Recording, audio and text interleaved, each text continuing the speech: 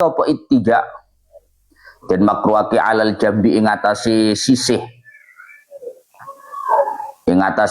al aisari kang kiwa apa al jambi bila udrin kelawan tanpa udzur famustalqiyan nuli salat hale melumah ala dhahrihi ing atase gegere syahas wa akhmasahu hale utawi delamaan lorone syahas iku ilal kiblati maring kiblat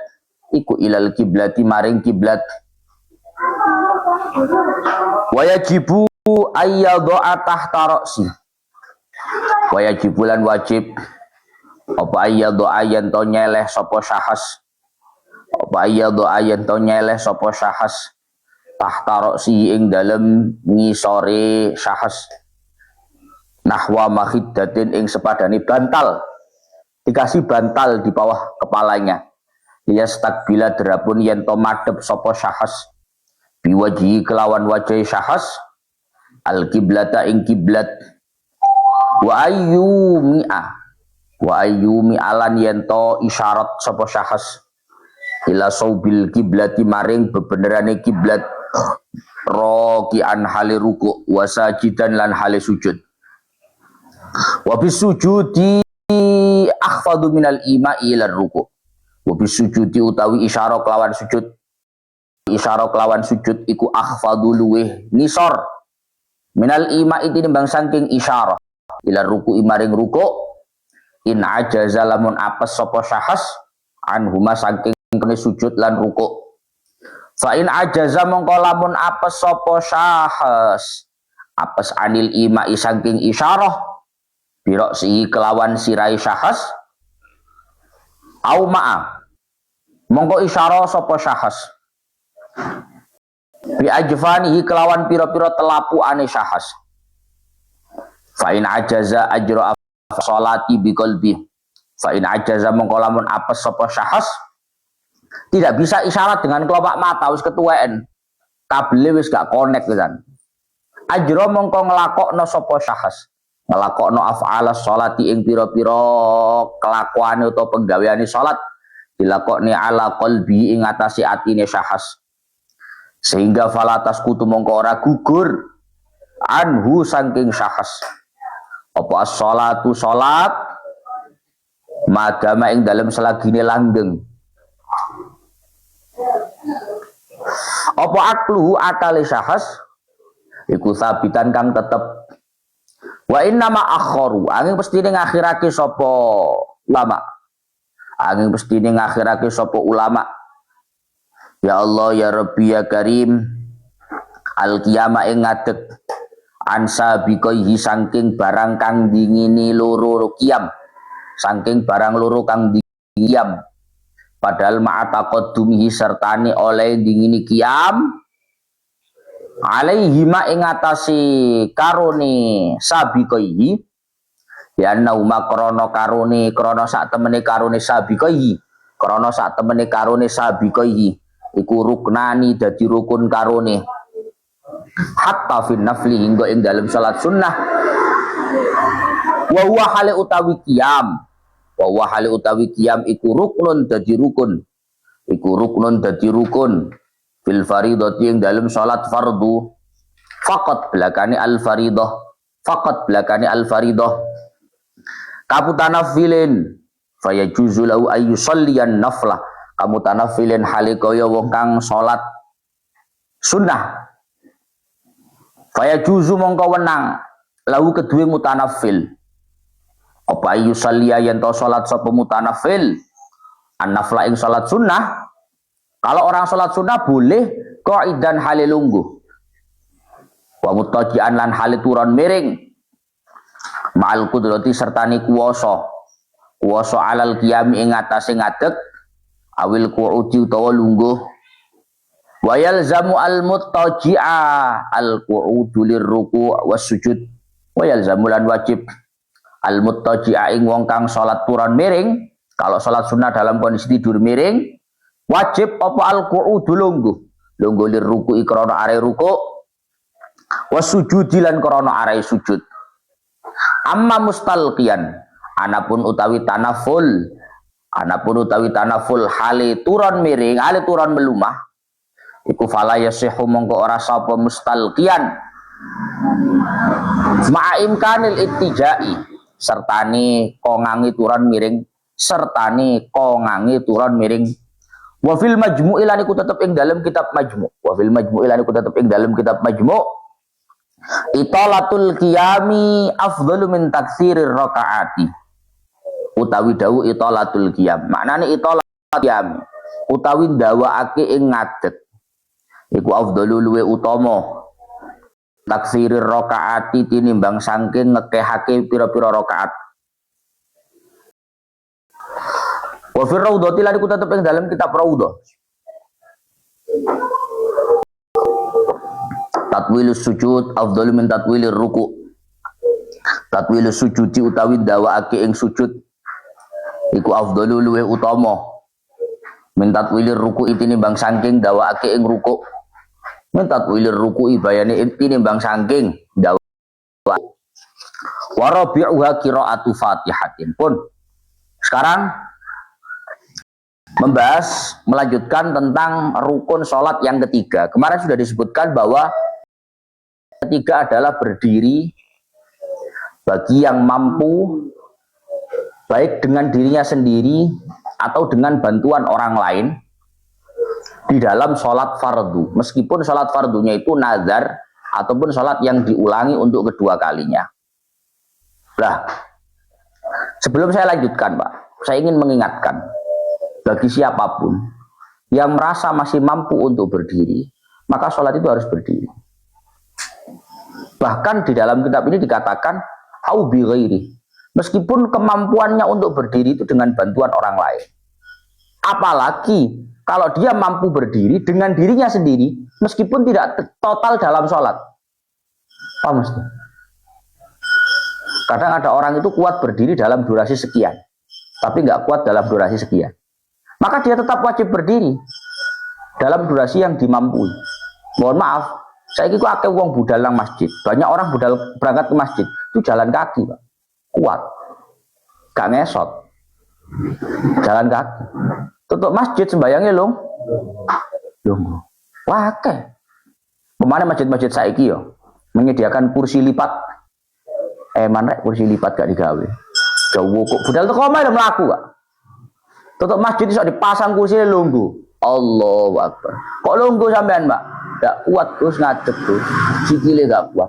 Kok sampean budal teko omah mlaku, Pak? Kok iso ngomong gak kuat iki lho. Gak kuat kula lek total ngadeg gak kuat. Yo sak kuate ngadeg dhisik, paham ya? Harus semampunya berdiri dulu. Mbok sak rakaat, mbok sak detik, mbok 10 detik berdiri dulu harus. Nanti kalau memang dirasa di tengah-tengah sholat betul-betul nggak mampu duduk. Ojo blas. Kadang ada orang itu yang punya mindset, wah 4 rakaat. Jamaah di masjid ini biasanya lama. Nggak kuat saya kalau berdiri terus. Tak duduk aja wis. Nggak bisa. Mala yutroku kulluh, la yutroku julluh. Sesuatu yang tidak bisa dilakukan secara total, tidak bisa ditinggal secara total. Lek gak iso blas yo ojo gak blas. Lek gak iso kabeh ojo gak kabeh, ngono. Bisa kerja, izul kuliah, 4:30 ket mulai. Mau delok majelis mulai, gak majelis gak enak, ketinggalan. Loh, keliru. Malah yutroku kulluh, la yutroku kulluh. Sesuatu itu kalau nggak bisa dilakukan secara total, ya jangan ditinggal secara total. Ngono lho. Wong nyambut gawe, harapannya sedina bayaran 200. Iki ono mek bayaran 50. Terus gak kerja wis, males. Bayaran 50, pengin kurang 200. Kan yo gak. 50-50 lah. Mana? 50-50 lah, masih gak sampai 200. Begitupun kalau orang sholat fardu di masjid jamaah, usahakan tetap berdiri. Jangan duduk. Ini duduk gak ngolei wong, ngongkon wong maksa ngadeg enggak. Kan nyatanya mampu toh Pak.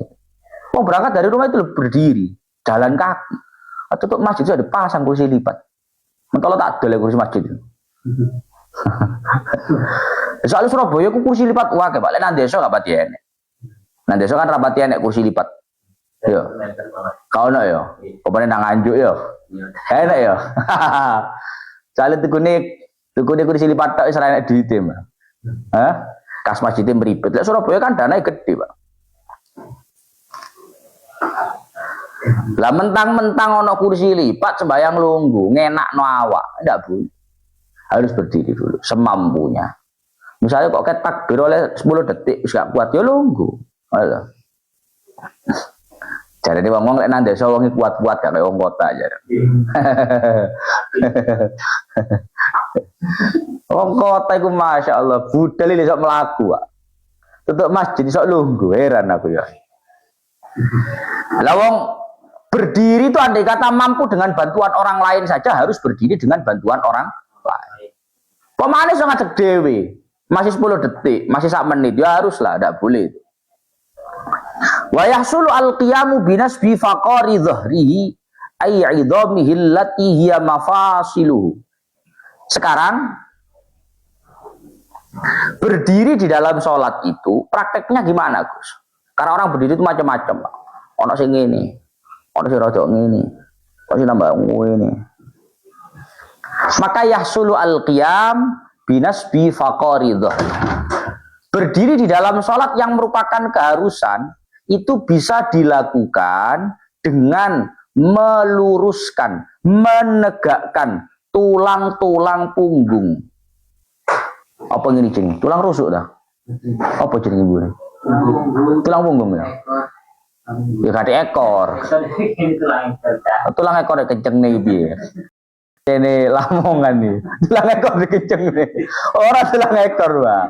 Tulang punggung tulang ekor. Binas bi faqari dhahri ay 'idhamihi allati hiya mafalu.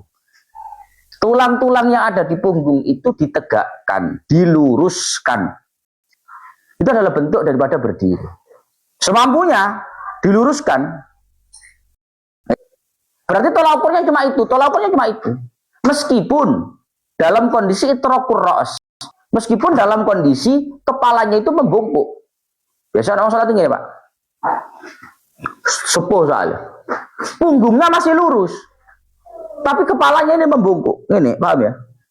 Maka yang penting tulang belulang yang ada di punggung itu nasbu, mansub, sudah ditegakkan, sudah diluruskan, maka itu sudah mencukupi atas nama berdiri di dalam sholat. Yes. Walau bistinadin ila syai'in bihaitsu lauzala lasaqata. Meskipun berdiri itu diwujudkan dengan cara bersandar kepada sesuatu yang andai sesuatu itu hilang dia akan jatuh. Ono sembayang ya. Bro ya Gus. Lek sandeno rada kuat aku. Sandeno. Oh ya. Ada orang sholat. Kamu kuat berdiri? Kuat Gus. Coba rada ngroyo titik. Lek senden kuat aku. Masih sak jam kuat aku. Senden. Biasanya mak-mak kan ngono ya. Omong-omongan jadi sikile segringgingen. Mbek senden-senden ini. Lek ada ngomong-omongan mak-mak ngono, Pak. Jam-jaman. 5 jam kuat sampe ngadeg. Ngarepe omah bapak kok jago jero omah. Ngarepe omah nang latar. Mbek senden-senden ini. Kok andai kata ada orang sholat bisa berdiri tapi harus bersandar, maka dia boleh untuk berdiri dengan cara bersandar kepada sesuatu yang andai sesuatu itu hilang, niscaya dia akan jatuh. Jadi wong senden itu kan kekuatannya kan ada pada sandaran, tuh. Paham ya? Kalau orang berdiri itu kekuatannya ada di tumpuan kakinya, tumpuan badannya. Tapi kalau orang bersandar itu kekuatannya ada di sandarannya. Sehingga umpama iki wong iki tembok senden ngene, umpama temboknya dilangi logur. Berarti kan kayak nggak berdiri. Nah, itu tidak ada masalah. Meskipun sholat itu berdirinya diwujudkan dengan cara bersandar kepada sesuatu yang andai kata sesuatu itu hilang, maka dia akan jatuh. Itu tetap hukumnya boleh. Meskipun wa yukrahu al-istinad, meskipun bersandar itu hukumnya makruh. Makruh itu kalau nggak ada urgensinya. Wong sehat meger-meger izul sembahyang senden, makruh. Tapi memang sepuh nggak kuat kalau nggak bersandar, gegere rada tua, Pak. Spare part itu spare part lawas susah. Hah? Keluaran lama udah. Gasing terbaru.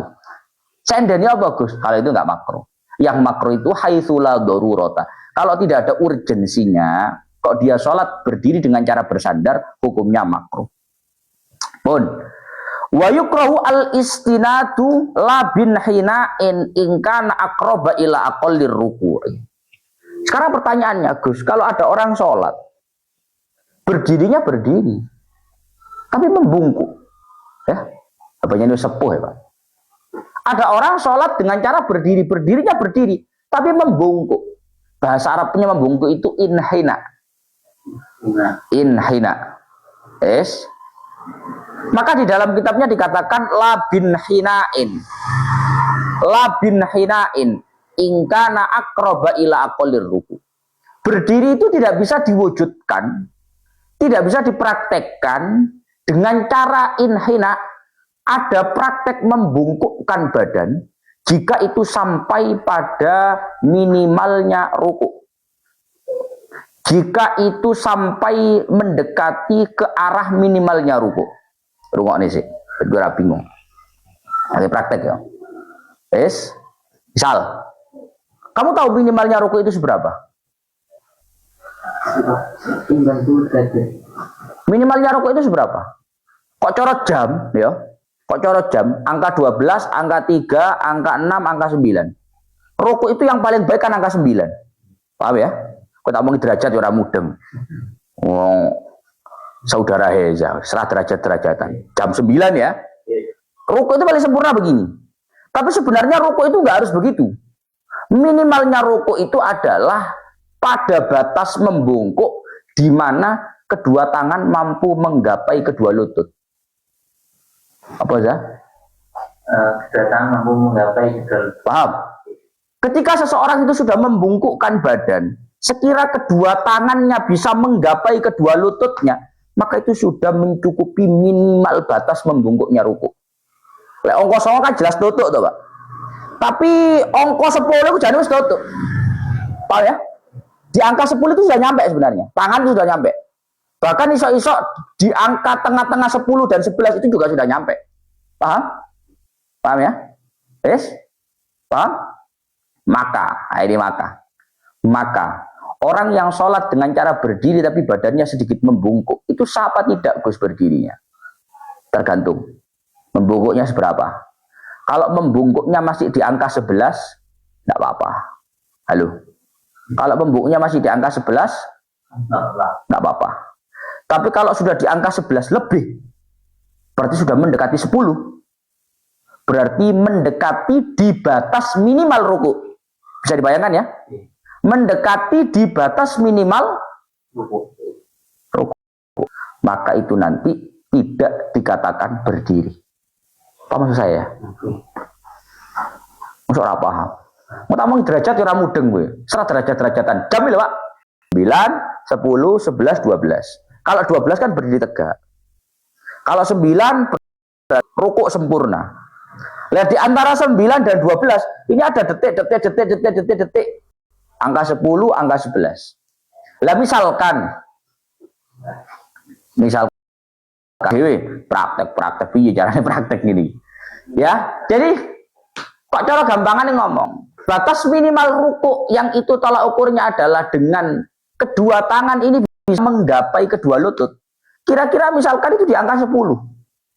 Oh, di angka 10 itu sebenarnya tangan kita sudah mampu menggapai lutut. Oke. Berarti angka 10 itu minimal batasan ruku. Lah ini ada orang sholat berdiri. Tapi kalau berdiri angka 12 nggak bisa. Memang badannya sudah agak membungkuk. Ini gimana? Sah apa tidak? Tergantung. Yes? Tergantung. Membungkuknya seberapa? Kalau membungkuknya itu masih dekat dengan angka 12, tidak apa-apa. Karena masih dekat dengan berdiri. Tapi kalau membungkuknya itu sudah lebih dekat dengan angka 10, dengan minimalnya ruku, maka itu dianggap tidak mencukupi. Yes? Paham ya? Oh, jajal nggak teko, jajal nggak teko. Gini, kono. Biar lawan kono. Nah, wes. Wes, ngadeg cecek yo. Si, tak syutingnya saudara Eza yo. Persenga. Si, di sini barang. Si, sabar. Ayo persenga. Ayo bersaing ada gak mbak? Sih, bentar.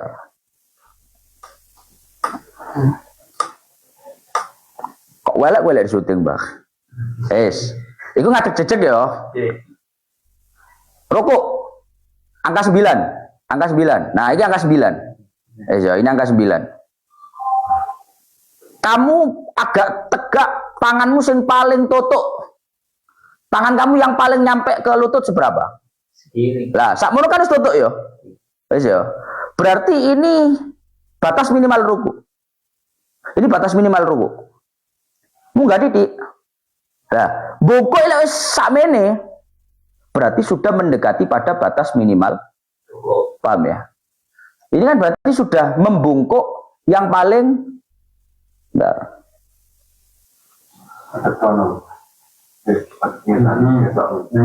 Nah, saya jajal angka 9. Seret. Nah, ini angka 9. Angka 9. Angka 12. Nah, angka 12. Yo cok ngono, itu angka 1 tadi nih. Cecek. Nah, ini angka 12, angka 12. Yo. Angka 9 mau piye? Agak naik sekira tangan kamu nyampe untuk lutut. Paling mentok. Naik. Nah, wis lutut yo. Bongkok segini ini sudah tangan bisa nyampe untuk memegang lutut. Berarti ini batas minimal ruku. Maka kalau membungkuknya orang itu sudah mendekati ke ini, itu sudah tidak dianggap berdiri. Rodok munggah titik. Nah, bongkok lek sakmene gak sah digawe ngadeg salat. Lho, nggo mawon Mbah jenengan Mbah. Pun mboten ngatasi ngadeg niku. Tasik kiat kok kula mboten masalah tasik kiat niki. Bungkuke jenengan niku lho. Membungkuknya panjenengan itu sudah mendekati ke batas minimal ruku salat. Nah, ono wong sembayang ngono ya. Kok kuwates kok nak membeli kaya mbah-mbah ngono. Jadi kalau ada orang sholat membungkuknya itu sudah pada batas yang mendekati minimal ruku, maka itu dianggap berdirinya tidak sah. Bukan berarti gak oleh sembayang tapi tidak usah berdiri, tapi duduk. Wis ya, paham ya? Yang lain sudah ya. Ulang opo nih sing ulang? Keteko kok ulang. Sankas, angka 12 berdiri tegak. Ini berdiri tegak. Angka 9. Ini rukuk sempurna. Naik sekira tangan bisa menggapai lutut. Ngepol. Nah, ini posisi minimal ruku. Tangan bisa menggapai lutut. Naik dikit. Nah, kalau membungkuknya sudah mendekati seperti itu, mendekati dengan batas minimal ruku, berarti ini sudah tidak dianggap berdiri. Maka tidak usah dipraktekkan dalam berdirinya sholat. Sudah duduk saja Mbah. Ayo. Pun Mbah, jenengan duduk Mbah. Duduk mau jenengan Mbah. Mbah. Tapi nak mari yang ngewayal lho. Ngewayal piye? Ngewayal piye Mbah? Dieling ra kena. Cengkal kuwi jenenge. Jare wong nganjuk apa ngono? Cengkal. Jare wong Jawa jenenge cengkal. Cengkal no. Lho, ora ngerti cengkal ta kuwi. Cengkal diomongi ra kena jenenge cengkal. Oh, ndablek iki. Oh, ndablek. Ndablek akhirnya nakal, Mbak. Jenenge cengkal. Saya betul ngono, jaman cengkal awam.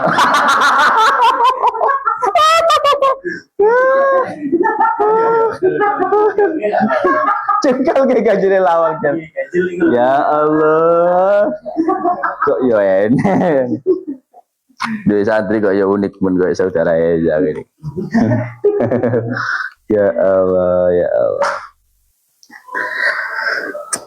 Anak sing takok Mbah, tolong itu rokoknya yang mempraktekkan apa aja ini? Mau tak bonusi aja ini ngono. Wah. Rokoknya apa aja? Rokok mau apa Mbah? Surya.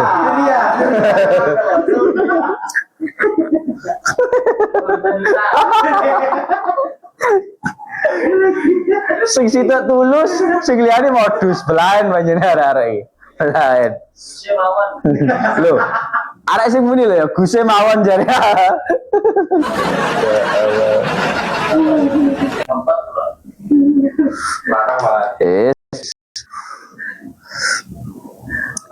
Makanya benernya guse. Wong sing ngomong kan guse kan mek praktek tok to Mbak yo. Sing larang iki kok kene asline.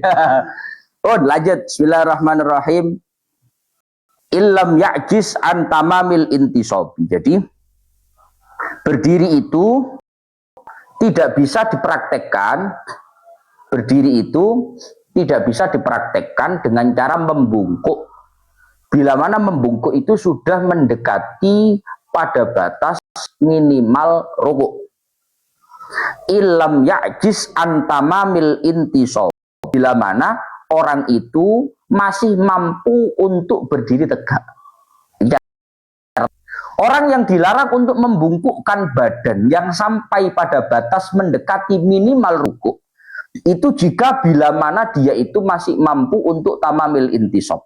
Lam ya'jiz itu tidak lemah, berarti mampu. Bila mana dia masih mampu untuk berdiri secara tegak. Bila mana dia masih mampu untuk berdiri tegak. Sehingga kalau memang dia itu tidak mampu, Pak, mohon maaf, ini mau mengklarifikasi mau salah.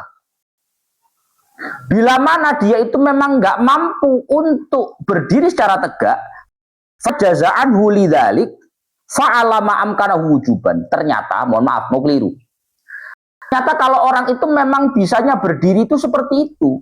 Memang saya ngadeg ngono, Mbak. Qul huwallahu ahad. Ngono ini saya ngono, Mbak. Wis sepuh. Maka dia tetap wajib sholat dengan berdiri sekadar kemampuannya. Tak ulangi ya, tadi yang salah. Yang tadi salah. Maka kalau itu hanya mampu sholat dengan cara berdiri semungkin-mungkinnya karena sudah memang sehingga membungkukkan badan. Maka dia tetap harus sholat dengan cara berdiri semungkinnya. Nggak boleh duduk loh ya. Tak ilingnya mana? Salah yang tadi. Nggak boleh duduk. Kemudian wali ajizin syaqqa alaihi qiyamun bi an lahiqahu bihi masyaqqatidah bi haitsu la tuhtamalu 'adatan wa dhabataha al-imamu akuna bi haitsu yadhhabu ma'aha khusyu'uhu salatun qa'idan. Jadi siapapun yang merasa tidak mampu berdiri. Tidak mampu itu nggak bisa berdiri, Pak. Nggak mampu itu syaqqa alaihi qiyam. Memang berat kalau dibuat berdiri. Artinya gini, kadang ada orang itu bisa berdiri, Pak. Tapi berat, paham ya? Jadi orang yang boleh untuk sholat dengan cara duduk itu nggak harus orang yang ngesot, lumpuh, gak kudu kuwi. Meskipun orangnya mampu berdiri, tapi kalau dirasa berat untuk berdiri, dia boleh sholat dengan cara duduk. Bi'an lahiqahu bi masyaqqatun. Contoh, dirasa kalau sholat berdiri itu merasakan ada satu rasa berat yang tidak bisa ditanggung.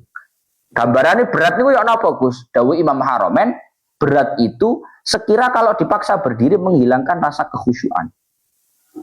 Akhirnya mikiri lorone, paham ya? Apa? Obesitas, suka lemon lah. Kadang ada uang tuh, Pak, kondisi pas kakinya tidak enak, sakit.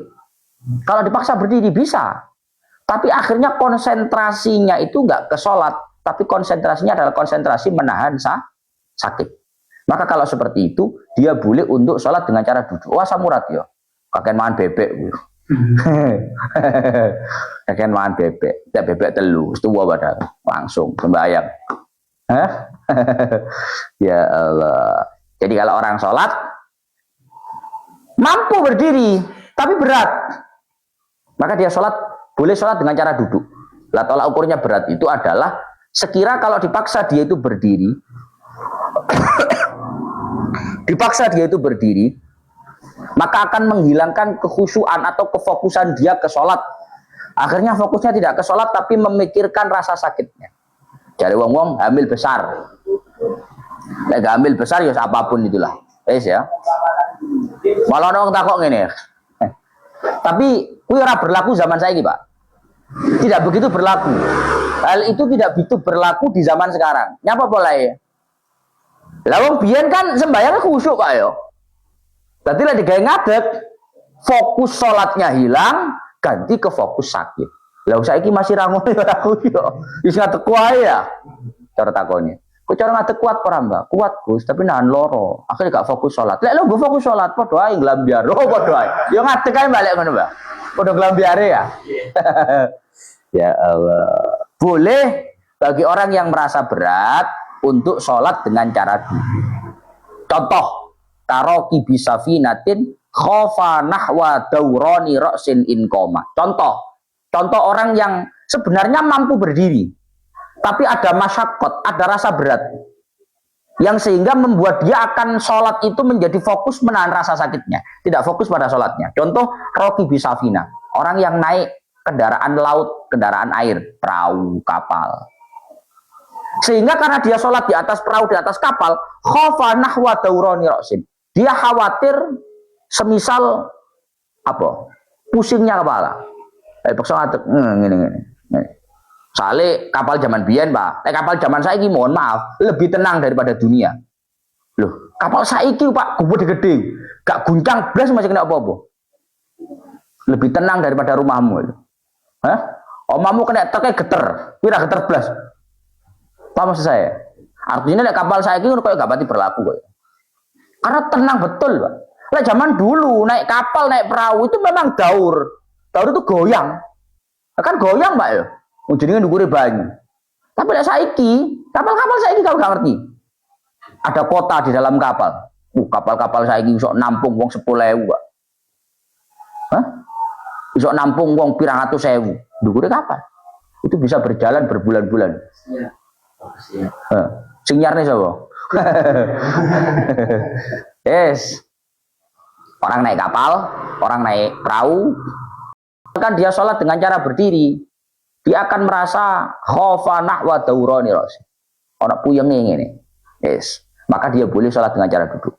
Atau contoh lain, lisin la yastamsiku hadatsau illa bil qu'ud. Contoh lain adalah orang yang beser. Ya. Bisa ngerti beser? Ngerti? Ngerti beser? Beser itu ngoyo ra mandek tes terus. Anyang-anyangan. Sing nyang sapa? Apa jenenge? Oh, anyang-anyangan. Ku jenenge beser. Bahasa Arabnya salis. Tes. Contoh lain adalah orang yang dalam kondisi beser dan dia tidak bisa menahan hadas kencing kan, kecuali dengan cara duduk. Jadi ini contohnya ya. Ono wong anyang-anyangan yo. Jadi kan anyang-anyangan ya. Ada orang beser.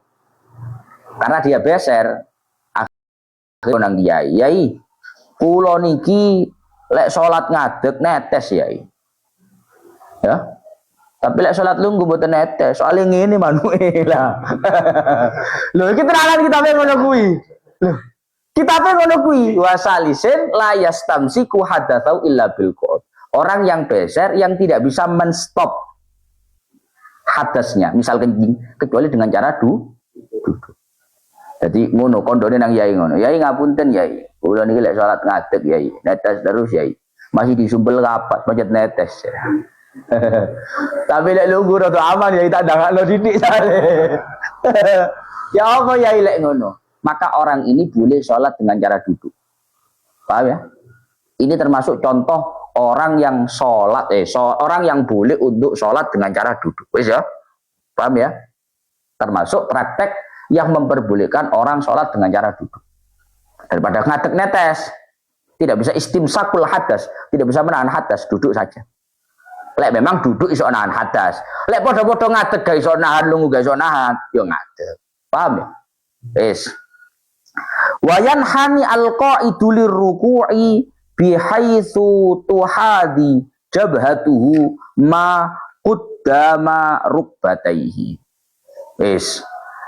Ketika seseorang itu sholat yang semestinya berdiri, kok dia lakukan dengan cara duduk? Pertanyaannya, nanti rukuknya gimana? Halo, kalau sholat berdiri, rukuk kan normal begini. Nah sekarang kalau orang sholat duduk, pertanyaannya nanti rukuknya gimana? Yanhani al-qaid, orang yang sholat dengan cara duduk, itu nanti ketika rukuk membungkukkan badan, bihaitsu tuhadi jabhatuhu, sampai sekira keningnya, berarti kening za? Apa itu?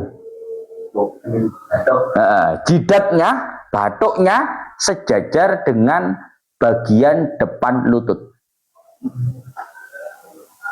Ya, cara rukuknya orang yang sholat duduk itu adalah membungkukkan badan sampai jidat kening sejajar dengan lutut bagian depan. Yes. Jadi bungkuk ini. Lek buk keker dengkul wis ketok, berarti wis. Itu caranya ruku. Praktek dhewe. Ngene praktek kok. Cukup. Mau prakteknya barai ongkos mana barai iku. Ratik praktek paham dhewe lah. Far'un. Qala syekhuna yajuzu limaridin amkanahul qiyamu bila masyaqqatin. Lawin farada la in shalla fi jama'atin illa ma'a julusin fi ba'diha as-salatu ma'ahum ma'al julusi fi ba'diha. Oke. Jadi kalau orang sholat dengan cara duduk tadi, rukuknya adalah dengan membungkukkan badan. Sekira jidat ini sejajar dengan bagian depannya lutut. Bungkuk ya, Bah? Sujudnya gimana, Gus? Sujudnya normal. Sujudnya normal, seperti orang sujud pada umumnya. Paham ya? Paham ya? Ruku, bungkuk, sampai kening ini sejajar dengan bagian depannya lutut. Sujudnya normal, menempelkan jidat ke tempat sujud. Normalnya lah, sudah normalnya saja. Nah sekarang ada pembahasan begini. Yes. Berangkat dari pembahasan sholat harus berdiri. Ada satu cabang permasalahan. Ketika ada orang sakit, dia bisa berdiri. Yes. Ada orang sakit, dia bisa berdiri. Tapi nggak bisa lama. Yes. Atau nggak bisa dalam kondisi bareng-bareng. Artinya begini. Ono wong ngomong takon mana nang kiai, Pak Yai. Kula niki Pak Yai, lek salat ijen ngadeg kuat. Tapi lek jamaah Pak Yai oleh rong rakaat lungguh ya. Duwe soalnya. Kan gak melok duwe remote lek jamaah ya. Paham ora? Lek salat dhewe, lek sikile rada kejer, dang-dang, rada cepet, buru-buru ya. Sale melok duwe remote. Tapi lek salat jamaah kan gak melok duwe remote. Sing kene wis kecer ngene. Sing kono sabbihisma rabbikal a'la, tambah ngejer wis sikile. Sekarang pertanyaannya, kalau ada orang sakit, jika dia sholat sendirian, dia mampu berdiri secara total dalam sholat, mulai takbiratul ihram sampai salam. Tapi bila mana dia berjamaah, dia hanya bisa berdiri di sebagian sholatnya. Pertanyaannya, orang ini sholat jamaah, apa harus sholat sendiri untuk belani berdiri di seluruh sholatnya? Paham ora? Paham ora kowe, Mbak? Piye? Nah, orang yang sakit terus tidak mampu berdiri, tidak karena diri, tapi tidak mampu berdiri soalnya jamaah mampu berdiri. Gak ngono. Kalau sholat sendirian, mulai takbiratul ihram sampai salam bisa berdiri. Tapi kalau sholat jamaah tetap berdiri, tapi nggak total.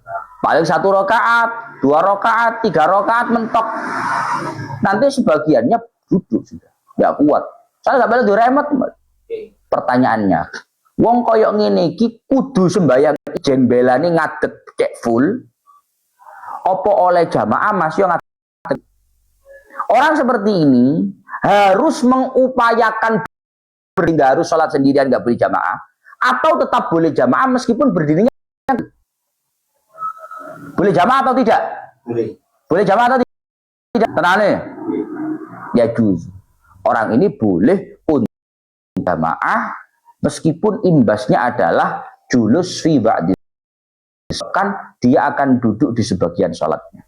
Mergo perbandingannya, karena perbandingannya masih ada berdiri dalam jamaah dan bersolat sendirian. Beda lagi nih, kalau lihat sholat jamaah, lunggu total boy. Lungguh pleng wis, gak ada ngadeg blas. Awat blas kula. Tapi lek salat ijen ngadeg. Lek ngono sebagai ijen. Paham ya? Perbandingannya begitu. Kalau perbandingannya masih bisa berdiri, jamaah lah. Kan poinnya berdiri jamaah. Kan ono duduke Gus. Duduke digandani fadilahe jamaah. Paham ya? Ngono. Yes. Wa in kana al-afdal al-infaq. Tapi kalau pertanyaannya yang lebih baik sholat sendiri atau jamaah, lebih baik sholat sendiri. Yes? Lebih baik sholat sendiri. Pertanyaannya, lebih baik sholat sendiri atau sholat jamaah, Gus? Lebih baik sholat sendiri. Dalam kondisi itu tadi. Yes. Wa kadza idza qara al-Fatihata faqat lam yaq'ud awis surata qa'ada fiha. Jaza lahu qira'atuha ma'al qu'ud wa in kana al-afdal tarkaha. Ono maneh wong takon nang Kiai, Pak Yai. Kula niki lek salat Pak Yai. Lek Fatihah tok ngono ngadeg kula. Fatihah tok ya. Tapi lek tambah surat-suratan masih kulu. Lungguh kula wae kulu. Paham ya? Paham ora? Kula niki lek salat Pak Yai, lek jamaah teng masjid sebadan kuat kula. Sembahyang teng griya, salat di rumah saya. Tapi Pak Yai saya ini kalau sholat pas berdiri baca Fatihah, kalau baca Fatihah tok, baca Fatihah saja, langsung rukuk berdiri saya sholatnya total. Tapi kalau saya baca Fatihah, habis itu baca surat, ya, lungguh kalau Pak Yai, duduk saya nanti. Pertanyaannya, orang ini harus baca Fatihah saja untuk mengupayakan berdiri full, atau tetap boleh baca surat meskipun jadi duduk? Halo, paham ora Mbak? Paham tenan ora aku ini? Piye? Ada orang yang tidak mampu berdiri, mau berdiri. Piye to arek iki ya Allah? Berdiri tapi Sembahyang kan durasinya relatif toh Pak. Tergantung sing diwaca. Kalau Fatihah kan harus dibaca. Kalau surat kan nggak harus dibaca. Boleh dibaca, boleh enggak. Kan begitu toh. Allahu Akbar. Alhamdulillahirabbil alamin waladhdallin. Amin. Langsung rukuk, ngadeg. Kuat. Tapi kalau ditambah durasinya waladhdallin amin, maca surat langsung lungguh. Paham? Paham? Pertanyaannya, orang dia ini kalau sholatnya hanya baca Fatihah, dia akan berdiri full tanpa ada duduk. Tapi kalau dia itu tambah setelah baca Fatihah, baca surat, dijamin pasti duduk. Fatihah kuat, Bismillahirrahmanirrahim, Qul huwallahu ahad, lungguh. Pertanyaannya, orang ini harus mengupayakan untuk tetap berdiri full, yaitu hanya baca Fatihah saja, nggak boleh baca surat, atau tetap boleh baca surat? yang penting kalau baca Fatihah. Ya, gitu pertanyaannya oleh mau surat. Lek baca Fatihah ini jelas Mbak, rasa dibahas. Kira ditakoni. Orang seperti ini boleh baca surat atau tidak? Karena kalau dia baca surat nanti jadinya dia duduk. Nggak boleh. Nah, baca surat, apa surat barang? Mari lu gua ya. Fathul Mu'innya mengatakan wa kadza idza qara al-Fatihata faqat lam yaq'ud was surata qa'ada fiha. Begitupun dia diperbolehkan untuk sholat dengan cara duduk. Andai kata dia baca surat Fatihah saja dia berdiri total, tidak duduk. Tapi kalau ditambah baca surat, dia akan duduk. Maka dia boleh baca surat. Tetap boleh baca surat. Meskipun menjadikan dia akhirnya sholatnya tidak full berdiri, tapi ada duduknya. Boleh baca surat. Wa ikanal afdol tarkah. Meskipun kalau tanya yang lebih afdol mana Gus? Yang lebih afdol nggak usah baca surat, baca Fatihah saja. Biar apa? Biar sholatnya sempurna berdiri full, tidak ada duduknya. Toh juga baca surat itu hukumnya sunnah. Paham? Yes. Intaha. Wal afdalu lil qa'id al iftirash summa tarabbu summa tawarruk. Kemudian orang yang sholat tidak mampu berdiri, akhirnya sholat dengan cara duduk. Pertanyaannya, duduknya orang sholat itu gimana Gus? Lu gue mau sembahyang ya? Lu bukan macam-macam tuh Pak. Ono lu gue warung, ya. Ono lu gue silo, ya. Ono lu gue tasyahud awal, ono lu gue tasyahud akhir. Namanya iftirash, tawarruk, tarobu, dan lain-lain. Maka duduknya sholat itu yang paling baik adalah dengan duduk iftirash. Bisa tahu duduk iftirash? Duduk seperti tasyahud awal. Tahu? Duduk seperti duduk di antara dua sujud, tahu? Nah, seperti itu yang paling baik. Kesel Gus. Duduk tak istirahat itu gini, Pak. Ini istirahat namanya. Kesel Gus, petang rakaat. Sembayang Masjid Agung ngadian. Ini pol. Kesel ini terus. Maka kalau kamu nggak mau begini, pilihan kedua yang paling baik adalah at-tarabbu. Tarabbu itu bersila. Ini Pak, paling baik. Yes. Tapi lagi ini kerepotan nak mulai sujud. Bayar rokok saya nak mulai sujud, noto sikil lagi. Yes. Kalau begini tidak mau, pilihan ketiga tawarruk. Tawarruk itu seperti duduknya tasyahud akhir, miring begini. Yes. Selain itu boleh Gus, boleh sangarepmu Islam model biye sangarep. Tapi yang paling baik itu pertama iftirash seperti duduknya tasyahud awal, kemudian tarabbu bersila, kemudian yang ketiga adalah tawarruk. Fa in ajaza 'anis sholati qa'idan shalla muttaji'an 'ala jambih mustaqbilan lil qiblati biwajhihi wa muqaddami badani. Kalau orang tidak mampu sholat dengan cara duduk,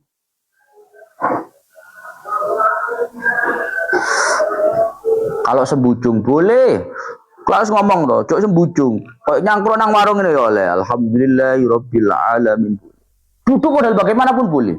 Duduk kursi boleh. Sembujung boleh. Bagaimanapun boleh. Cuma 3 pilihan tadi itu yang paling baik. Yang nomor 1 iftirash, yang kedua tarabbu, yang ketiga tawarruk. Selain itu boleh. Boleh. Kalau orang sholat duduk tidak mampu, maka sholatlah dengan cara ittija. Ittija itu tidur miring. Tahu tidur miring aja? Ini gitu Pak? Ini ya, tidur miring. Kalau sholat dengan cara duduk nggak mampu, sholatlah dengan cara tidur miring. Kalau sholat tidur miring, berarti tetap wajahnya dan badannya menghadap ke kiblat. Paham? Paham ya? Jadi misalkan sana kiblatnya, berarti mujuring ini menghadap ke kiblat. Yang dibuat tumpuan kanan apa kiri? Paham ya? Paham mana? Kiblatnya kan barat. Kiblatnya kan barat. Berarti kalau bertumpu di bagian kanan, kepalanya ada di lor. Lor itu apa?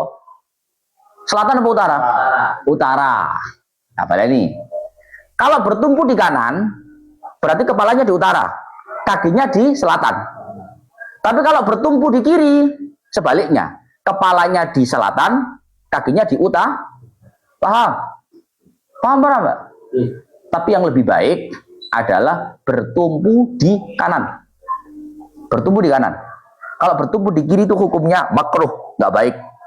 Kalau nggak ada udzur. Yes? Kalau nggak ada udzur. Tapi kalau ada udzur, misal ada luka di bagian kanan, ya nggak apa-apa. Nggak ada masalah.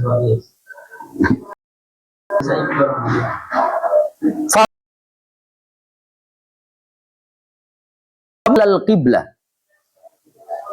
Kalau sholat dengan cara tidur miring nggak mampu, maka sholat dengan cara mustalqiyan. Mustalqiyan itu tidur berbaring, kayak turu loh, Mbak. Turu biasa. Tapi sholat dengan cara tidur berbaring itu tidak seperti sholat tidur miring. Kalau sholat tidur miring kan miring begini. Kalau sholat berbaring itu kepala di timur, kakinya di barat. Paham ya? Kepalanya di timur, kaki di barat, di kiblat. Wa akhmasahu ilal kiblat. Kakinya ada di arah kiblat. Wa yajibu ayyadha'a tahta ra'sihi nahwa makhiddah liyastaqbila biwajhi. Kalau sholat dengan cara tidur berbaring, di mana kakinya ada di arah kiblat, di arah timur, maka hendaknya di bawah kepala itu dikasih ganjal, dikasih bantalan. Apa tujuannya? Agar kepala itu sedikit bisa menghadap ke arah kiblat. Paham, Mbak?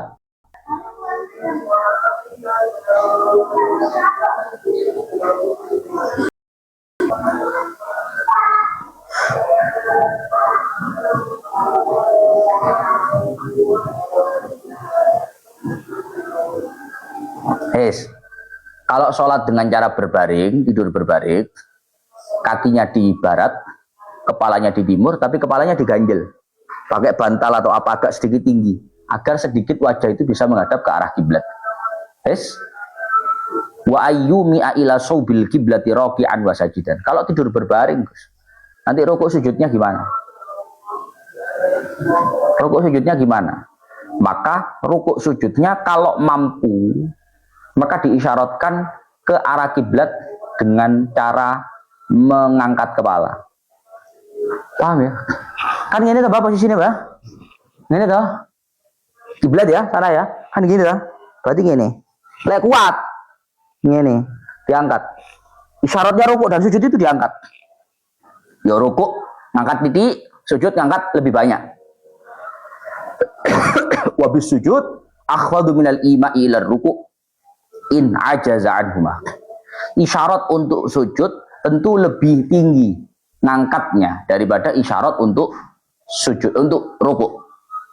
Isyarat untuk sujud tentu lebih tinggi ngangkat kepalanya daripada isyarat untuk ruku'. Itu kalau nggak mampu ruku' dan sujud secara normal. Sakit kula Gus, rukuk koyo wong lungguh sakit kula. Sujud normal bisa. Berarti rukuk sujud seperti itu kalau bisa. Fa in ajaza anil ima'i bi ra'si au ma'a bi ajfani. Gak iso Gus, iki wis kali lemes tok iki. Wong iki bainal mahya wal mamat. Antara hidup dan mati. Kok dikongkon ngangkat kepala barang. Gak kuat ini. Ini sholat alhamdulillah. Maka gimana? Kalau tidak mampu rukuk sujud diisyarahkan dengan mengangkat kepala, maka rukuk dan sujud itu ataupun yang lain-lain rukuk, i'tidal, sujud dan lain-lain itu diisyarahkan bi ajfani dengan kelopak mata. Tahu kelopak mata? Yes. Rukuk kedip. I'tidal kedip. Sujud kedip. Duduk di antara sujud kedip. Sujud kedip. Aja. Kalau nggak mampu mengangkat kepala sebagai gantinya rukuk dan lain-lain, maka isyarat dengan kelopak mata. Ini. Rukuk kedip, i'tidal kedip dan seterusnya. Yes. Fa in ajaza. Nggak mampu gue isyarat dengan kelopak mata, kabel pedot kabel. Lah ketuaan kan ngono Pak ya. Jangankan kok ngangkat badan, ngangkat tangan, ngangkat tubuh, ngangkat kepala. Kelopak mata kabel error kabel. Hah? Ditarik ono beler kok karena tadi kedip gini beler kok ya. Sakitnya sudah parah kedip kok juga iso kan ada tuh Pak orang itu yang tinggal nafasnya saja antara urip sampai mati kedip wis gak blas. Maka kalau begitu gimana ajru arkana sholah biqalbi, maka cara melakukan sholat untuk rukuk dan lain-lain itu dijalankan di dalam hati. Berarti dijalankan dalam hati. Jadi hati kerentek rukuk, dalam hati kerentek i'tidal, dalam hati kerentek sujud, dalam hati kerentek duduk di antara dua sujud, dalam hati sujud, dalam hati kerentek rukuk, seterusnya. Atas kutu'an hus sholatu mada ma'akluhu sabidah. Kata kuncinya adalah kan pernah sholat itu gugur kewajibannya dari seseorang selama akalnya masih sehat. Gus, kalau duwe keluarga Gus, terus gak iso bablas. Hidupnya itu antara hidup dan mati. Diarani urip. Kau bablas, ketip ae gak. Diarani mati, detak jantungnya masih ada. Berarti kan antara hidup dan mati. Apakah orang ini wajib sholat Gus? Wajib. Wajib. Kata kuncinya adalah sholat itu kewajibannya tidak akan pernah gugur selama akalnya masih sehat. Makanya kalau nggak sembahyang berarti akal nggak sehat. Oleh sing oleh nggak sembahyang akal nggak sehat. Lek sehat harus sholat. Yes. Wa inna ma akhirul qiyam an sabiqihi sak menten lanjut besok ila akhir wallahu alam bissawab.